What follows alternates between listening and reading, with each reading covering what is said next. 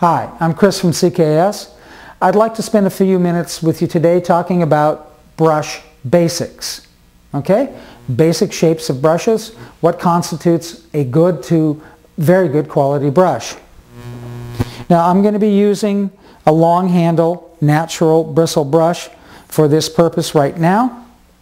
You have three parts to the brush. You have the brush head, you have the ferrule, and you have the handle.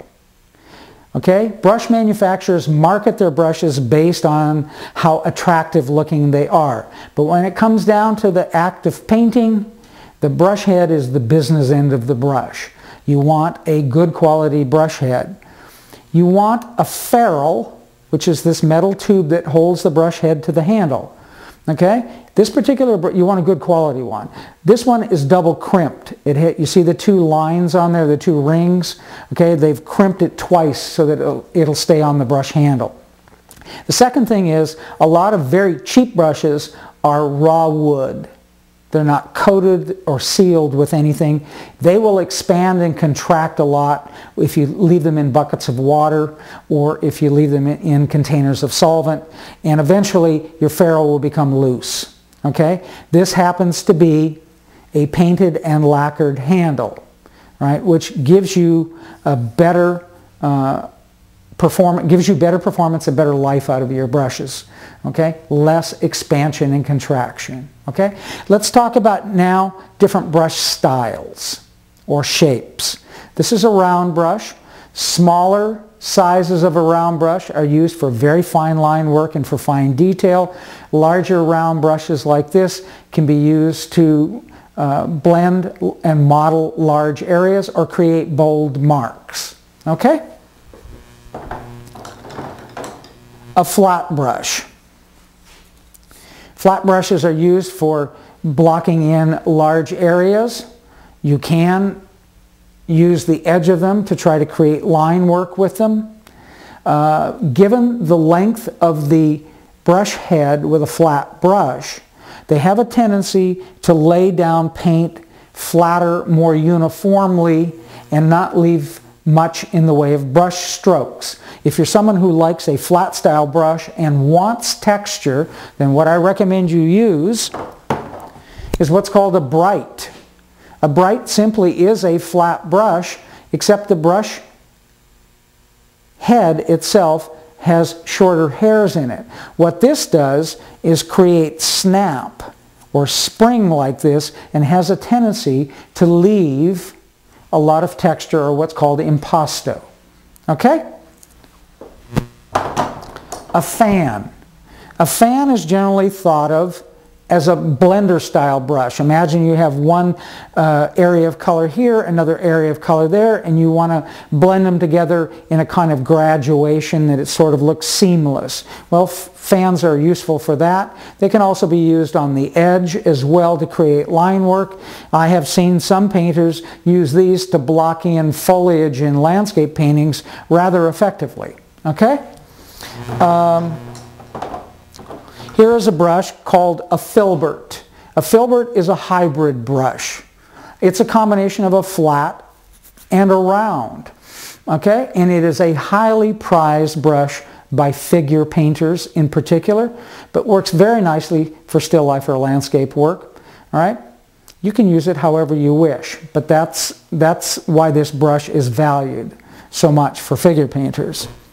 And finally, the other basic shape I'm going to show you is called an angle or angular bright. And you can see that it has shorter hairs in the brush head and is cut at an angle.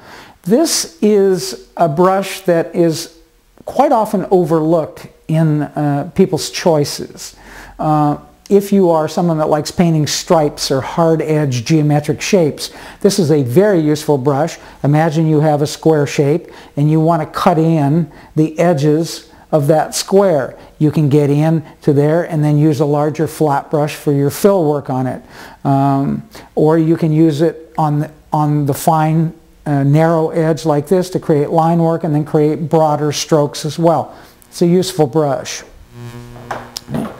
Here's an example of a more expensive natural bristle brush, and in part That is because it has higher quality bristle, it has a copper plated ferrule so it's more corrosion resistant, and it has triple crimping to the handle, okay, instead of double crimping.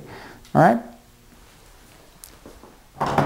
These are synthetic brushes. Both of them are double crimped. One has a chrome plated ferrule. The other has a brass plated ferrule.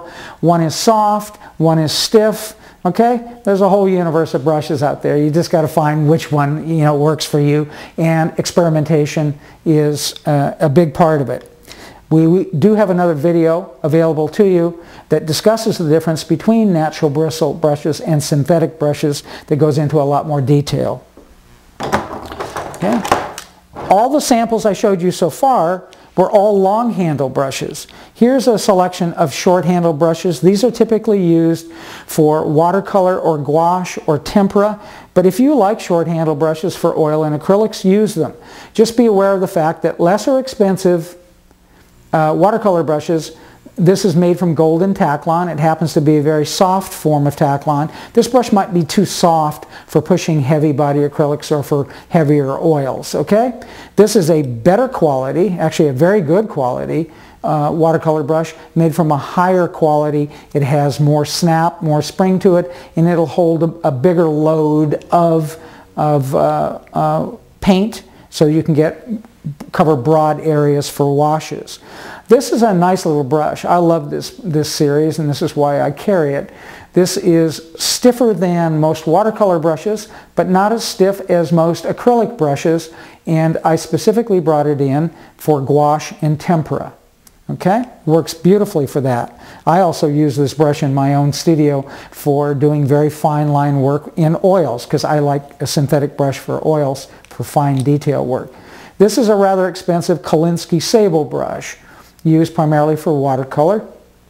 You can see the differences. All three of these are wood handle brushes. This is a clear acrylic handle, and it has a beveled end on it, which is good for scraping or for blending, with a brass ferrule. A few different samples of brushes that are short handle brushes. One thing to be aware of, folks, is just because something says a number 4 round doesn't mean the brush head is all the same size. Okay? This is a natural bristle, number 4 round. This is a synthetic bristle, number 4 round. You can see the brush heads are approximately the same size. This is a Kolinsky sable, expensive brush, also a number 4 round, but look how much smaller the brush head is. Okay? That's typical of sable brushes. They're normally smaller than natural bristle or synthetic. Okay? Now let's talk a bit about flat brushes, larger flat brushes. This is a black nylon brush. It is marketed as a gesso brush. This is a soft natural bristle brush, double thick, a nice thick brush. Both of them can be used for painting. They don't have to be used just for gesso.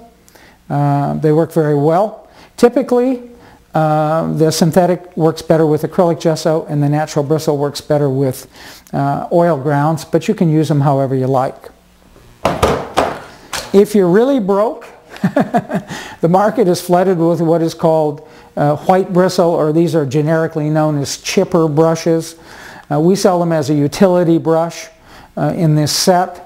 They're great for craft projects, for glue-ups, for situations where you're going to be scrubbing the heck out of the brushes and wearing them out quickly if you're underpaintings. Don't use your better quality brushes for that. Use an inexpensive brush like this. Okay? And finally, these are Japanese-style hake brushes. They're made from goat hair. Now, this is a very, very soft goat hair that works very well for ink washes and for fluid acrylic washes or for watercolors. It holds a ton of material in it. It's very, very absorbent. This is a little higher quality goat hair, and this is a traditional copper stitched. You'll notice there's no ferrule there. Copper stitched brush. All right. with a raw wood handle on it. I use this in my own studio for oil glazing because it lays down oil glaze material beautifully without letting hairs.